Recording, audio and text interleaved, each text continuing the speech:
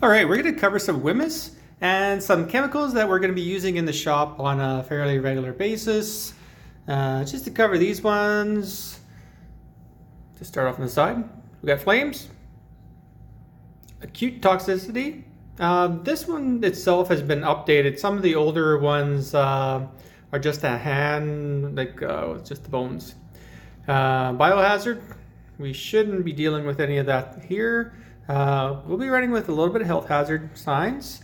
We'll probably even run across the environmental aquatic toxicity one, the exclamation mark for skin irritation, sensitivity, acute toxicity. We'll run across that one as well.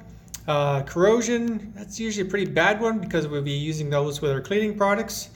The gas cylinder for our oxyacetylene cutting torches, that we'll be using it there. Our exploding bomb, we shouldn't have any of that in the shop. And the oxidizer, yeah, we might come across that as well. All right, let's head into the shop and we're gonna cover a few items.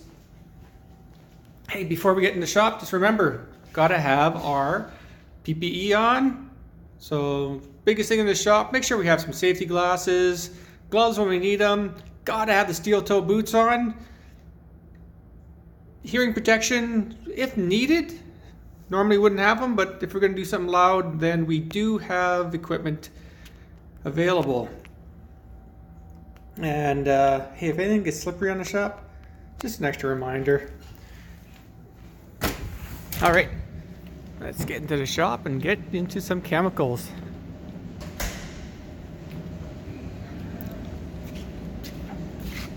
All right, let's start right here. We've got some brake fluid. Brake fluid shouldn't be bad, right? Well, not necessarily. Brake fluid is hygroscopic, meaning that it loves moisture. So if you get any of this in your eyes or even on your hands, it's going to try to suck the moisture out of your body. So if you get it in your eyes and it goes behind your eyeball, for example, yeah, it's really going to burn. You'll probably experience temporary blindness as well. Be very painful. You could also get some infections in your eyes because of that. So even though you got safety glasses on, please don't get in your eyes. Take extra precautions. So extra precautions will be, make sure you got gloves. We've got a couple kinds here. Got safety glasses and full face shields. And if you're going to be opening up a line, hey, cover it with a rag or something like that as well. All right, next thing on the list here is some Super Clean. This Super Clean is, well, you get it on your hands or any part of your body, it's going to start eating your skin away. Doesn't feel nice. If you do have any in your hands, right off the bat, it's going to feel slippery. But during that time, you should be making your way to the wash station and get your hands cleaned up really quickly because it'll take the skin off of you. Next, we have some solvent, also known as like Varsol. Normally wouldn't be flammable, but once it gets any oil or any grease in there, then yeah, it'll flame right up. Gotta be careful with that product. Now WD-40, we've all used that, or we've got some power lube as well. Pretty straightforward. Hey, it's flammable. The can's explosive. You don't want to get this stuff on your body as well. These ones have the spray nozzles for the straws on there right now. Just keep in mind where you're spraying that. If you spray into like an empty bolt hole or something like that, you know, the fluid's going to go in and then it's going to shoot right back out at you. So make sure that you have the proper protection and just watch how you're spraying it as well. Next, we got some brake clean. Oh, we got more. It'll flame up. It's also a canister, so it could it's pressurized, and you don't want to be ingesting any of this. If you're working around this stuff, work in a really well ventilated area. You start breathing it in for a while, it's going to start giving you headaches. These headaches could last a very long time if you're not getting enough fresh air. So if we are using it, let's use it, you know, within reason. And the shop's got great ventilation, so if we absolutely need to, hey, let's drop an exhaust hose. Next, we have some gasket remover. Whenever you're using gasket remover or any other kind of paint can, gotta mention this. Make sure the arrow, you can see that, is pointed away from you. If you accidentally turned it, you spray down and it's hit you, oh, all the chemicals going right on you. So always make sure that it's angled away from you, okay?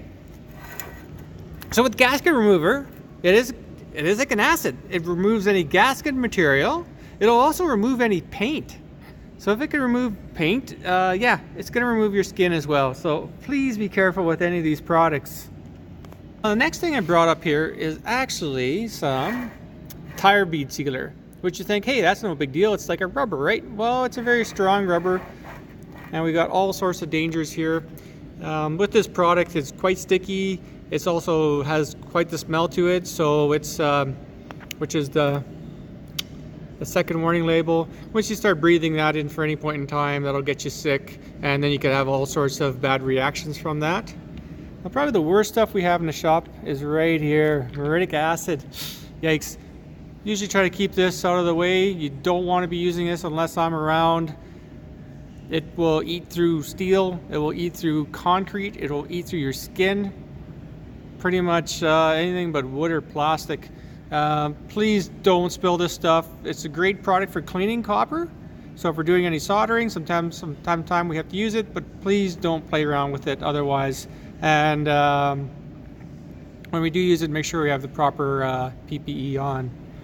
And one last thing about chemicals is we don't have a Varsol tank. We actually have like a water-based industrial cleaner degreaser.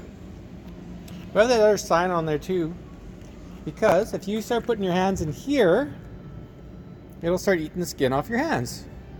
So it's a very similar product to Super Clean. It works great. It won't catch on fire. Not that we should try it, but treat it with respect. Thanks.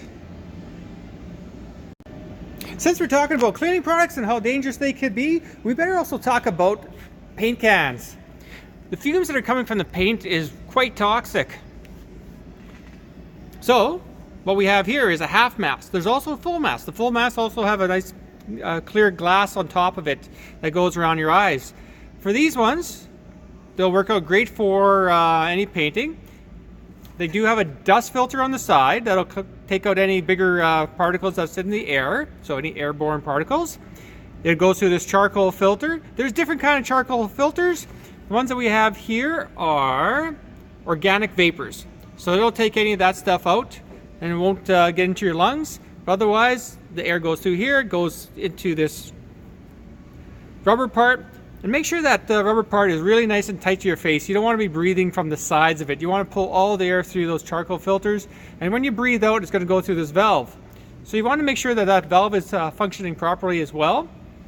So with this one being a half mask, you're going to want to wear some safety glasses.